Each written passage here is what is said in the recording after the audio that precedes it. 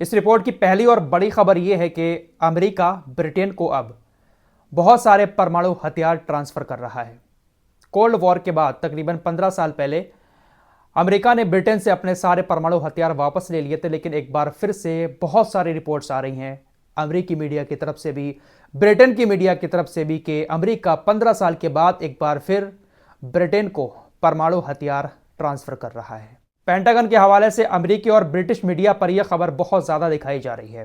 British media यह भी कह रहा है कि ब्रिटेन के अंदर तकरीबन 40 मिलियन यूरो इतनी लागत से एक सैन्य छात्रावास भी बनाया जा रहा है और परमाणु बमों को यहीं पर रखा जाएगा। और ये परमाणु बम वो हैं जो अमेरिका ने जापान के हिरोशिमा में गिराए थे। अमेरिका ने जब जापान में परमाणु बम गिराया था तो हिरोशिमा में कयामत आ गई थी। चंद ही मिनटों में हजारों लोगों की जान चली गई थी और जो बच गए थे बेचारे, उनकी नस्लें तबाह हो गई, अपाहिज पैदा हुई थी। तो उन्हीं परमाणु हथियारों को ब्रिटेन में ट्रांसफ़र किया जा रहा है। कई सारे विशेषज्ञ ये भी कह रहे हैं कि रूस को डराने के लिए नाटो इस तरह से तैयारी कर रहा है, क्योंकि रूस ने इस वक्त पूरे नाटो को हिला रखा है। सबसे बड़ा दुश्मन नाटो का कोई है तो वो रूस है। इस वक्त रूस की जंग यूक्रेन से चल रही है और पूरा नाटो यूक्रेन को सपोर्ट कर रहा है। अमेरिका के विदेश मंत्री एंटनी ब्लिंकन, इन्होंने ग्रीस से कहा है, ग्रीस देश जो है उससे कहा है कि देखिए हमारे पास थोड़े से हथियार कम हैं, अभी हम यूक्रेन की मदद नहीं कर पा रहे हैं, आप ऐसा करिए यूक्रेन को बहुत सारे हथियार बेचिए, उसके बदले में हम आपको $200 मिलियन की वित्तीय सहायता देंगे। साथ ही साथ एंटनी ब्लिंकन ने ग्रीस से यह भी कहा कि अगर आप यूक्रेन को हथियार दे देते हैं तो हम आपको F-35 विमान भी देंगे।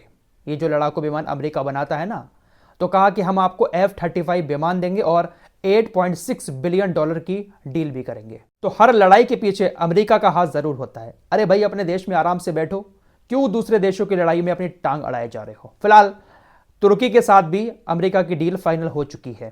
तुर्की ने स्वीडन को नाटो का सदस्य बनाने के लिए मंजूरी दे दी। इसके बदले में अमेरिका ने उसको 40 नए F-16 विमान देने की बात कही है। मौजूदा समय में तुर्की के पास 89 F-16 लड़ाकू विमान है। बहुत विमान है, इजराइल के पास तो इतने हैं भी नहीं। तो ये जो समझौता हुआ है अमेरिका और तुर्की के बीच, तुर्की ने कहा है कि आप हमें 40 नए F-16 विमान देंगे, साथ ही साथ जो नए वाले विमानों में आपने टेक्नोलॉजी का इस्तेमाल किया है, पुराने वालों में वो टेक्नोलॉजी नहीं है, तो पुराने वाले विमानों में भी आपको वो टेक्नोलॉजी डालनी पड़ेगी। तो ये समझौता हुआ है। इसी समझौते के बाद स्वीडन को नाटो का सदस्य तुर्की बनाने के लिए राजी हुआ है। फिलहाल तुर्की की बात चली है तो रजब तैयब एर्दोगान का अभी कुछ देर पहले ही एक स्टेटमेंट आया है। इंटरनेशनल कोर्ट ऑफ जस्टिस ने जो फैसला सुनाया है उसको लेकर रजब तैयब एर्दोगान ने एक बार फिर से इजराइल से कहा है कि देखिए, आपको सभी अंतर्राष्ट्रीय समुदाय की बात माननी पड़ेगी। दुनिया भर के समुदाय, दुनिया भर के संगठन आपसे ये जो युद्ध विराम की आवाज लगा रहे हैं, आपको इनकी आवाज पर ध्यान देना होगा। नेतन्याहू, आपको सीज फायर करना होगा। यह बात एक बार फिर से रजब तैयब एर्दोगान ने इजराइल से कही है। लेबनानी अखबार अल-मनान की रिपोर्ट के मुताबिक इजराइल ने अपनी बहुत सारी सेना को लेबनान के बॉर्डर पर तैनात करना शुरू कर दिया है। बहुत बड़ी तादाद में इजरायली सेना लेबनान के बॉर्डर पर पहुंच चुकी है और नेतन्याहू बहुत जल्द इस बात का फैसला करने वाले हैं कि लेबनान के बॉर्डर पर हिजबुल्लाह से युद्ध करना है या नहीं करना है। वैसे मैं कई दिन पहले यह बात आपको बता चुका हूं कि इजराइल ये चाहता है कि हम जनवरी के लास्ट से लेबनान की सीमा पर युद्ध शुरू कर देंगे। तो हो सकता है कि 1-2 दिन में यह बात कंफर्म हो जाए कि युद्ध होगा लेबनान की सीमा पर या नहीं होगा। दोस्तों, कल एक खबर मैंने आपको और दी थी कि कल जब इंटरनेशनल कोर्ट ऑफ जस्टिस फैसला सुना रहा था तो उस वक्त कोर्ट में 15 जज मौजूद थे। उसमें से एक ये जज जूलिया भी थीं। ये युगांडा की रहने वाली हैं। इन्होंने इजराइल का सपोर्ट किया और इजराइल का सपोर्ट करते हुए कहा कि देखिए, साउथ अफ्रीका ने ये जो नरसंहार की बातें कही हैं इजराइल को लेकर, ये क्लियर नजर नहीं आती हैं। साउथ अफ्रीका ने जो सबूत पेश किए हैं वो क्लियर नहीं है कि इजराइल गाजा के अंदर नरसंहार कर रहा है, इसलिए हम इसका सपोर्ट नहीं करते, हम इजराइल का सपोर्ट करेंगे। यह बात इन्होंने कही थी। लेकिन इनके इस फैसले पर युगांडा की सरकार ने इनको इनके पद से हटा दिया है। युगांडा की सरकार ने कहा कि इजराइल और फिलिस्तीन के मैटर में हमारा ये स्टैंड नहीं है जो आपने लिया है। आपने इंटरनेशनल कोर्ट ऑफ जस्टिस में जिस तरह का फैसला लिया है यह बिल्कुल गलत है, लिहाजा हम आपको आपके पद से हटाते हैं। कैसे कैसे लोग इंटरनेशनल कोर्ट में जाकर बैठ जाते हैं जिनको खुला नरसंहार नहीं दिखता है। आइए अब एक मजे की खबर आपके सामने रखता हूं। दोस्तों, हमास ने इजराइल के ऊपर 7 अक्टूबर को हमला किया। 7 अक्टूबर की तारीख दुनिया के हर इंसान की जुबान पर अट चुकी है। 7 अक्टूबर का नाम जैसे ही आता है फौरन हमास का हमला इजराइल के ऊपर याद आ जाता है।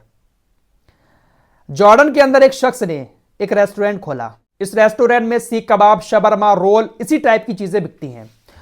इस रेस्टोरेंट के मालिक ने अपने रेस्टोरेंट का नाम अक्टूबर 7 रख दिया। इस रेस्टोरेंट के वीडियोस और फोटोज जैसे ही सोशल मीडिया पर वायरल हुए, ये इतना वायरल हो गए और ये रेस्टोरेंट इतना ज्यादा पॉपुलर हो गया कि मैकडोनाल्ड, KFC इतने सारे पैसे लगाकर भी इतने फेमस नहीं हुए जितना फेमस ये 1-2 दिन के अंदर ही हो गया। जॉर्डन के अम्मान शहर के अंदर खुला हुआ यह रेस्टोरेंट इतना ज्यादा पॉपुलर हो गया सिर्फ 2 दिन के अंदर कि पूरे इजराइल के अंदर इस रेस्टोरेंट की चर्चा होने लगी। बड़े बड़े इजराइल के नेता इस अक्टूबर 7 रेस्टोरेंट को देखकर बिलबिला उठे।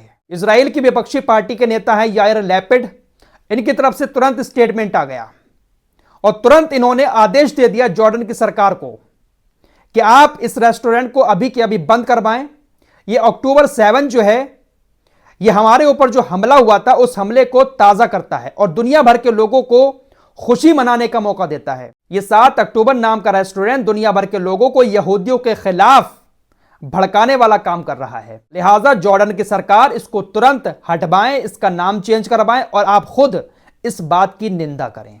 अब आगे जो हुआ उसको सुनने के बाद आप हैरान रह जाएंगे। जॉर्डन की सरकार ने इजराइल के यहूदियों के आदेश का तुरंत पालन किया। इजराइल के यहूदियों ने जॉर्डन की सरकार को जो आदेश दिया, वहां की सरकार ने तुरंत उस आदेश का पालन करते हुए इस रेस्टोरेंट के मालिक से रेस्टोरेंट का नाम चेंज करवा दिया। तो कह सकते हैं कि जॉर्डन के अंदर राष्ट्रपति, प्रधानमंत्री तो कोई और है लेकिन सरकार यहूदियों को ही चल रही है। भाई साहब, 7 अक्टूबर नाम से इजराइल को दिक्कत हुई, इजराइल ने जॉर्डन की सरकार से कह के उस नाम को ही चेंज करवा दिया। दोस्तों, जॉर्डन के जिस शख्स का यह रेस्टोरेंट है उसका नाम है अल सरायरे। उसने तुरंत अपने रेस्टोरेंट का नाम अल सरायरे रेस्टोरेंट कर लिया। उसने कहा कि भाई हमारे पास अधिकारी वगैरह आए, उन्होंने कहा कि आपके पास इस नाम का लाइसेंस नहीं है और आपको यह नाम तुरंत चेंज करना पड़ेगा। उसने कहा कि देखिए, मैं फिलिस्तीन के साथ हूं, फिलिस्तीन का दिल से सपोर्ट करता हूं और इजराइल गाजा के अंदर जो कुछ कर रहा है ये मुझे बहुत बुरा लगता है। 7 अक्टूबर नाम मैंने इसलिए रखा क्योंकि हमास ने इजराइल के ऊपर भी हमला किया, एक वजह यह है। दूसरी वजह यह है कि 7 अक्टूबर को मेरी इकलौती बेटी ने ग्रेजुएशन पास किया था, उसकी डिग्री उसको मिली थी, इसलिए मैंने अपने रेस्टोरेंट का नाम अक्टूबर 7 रखा था। लेकिन मुझे आदेश दे दिया गया कि इस नाम को हटा दिया जाए। तो जो सरकार अपने देश के अंदर इजराइल के कहने पर 7 अक्टूबर नाम के रेस्टोरेंट का नाम चेंज करवा सकती है, उससे क्या ही उम्मीद कर सकती हैं कि वो गाजा के काम आएगी। पूरी तरह से गुलाम बने हुए हैं। एक और मजे की खबर आपको बता रहा हूं।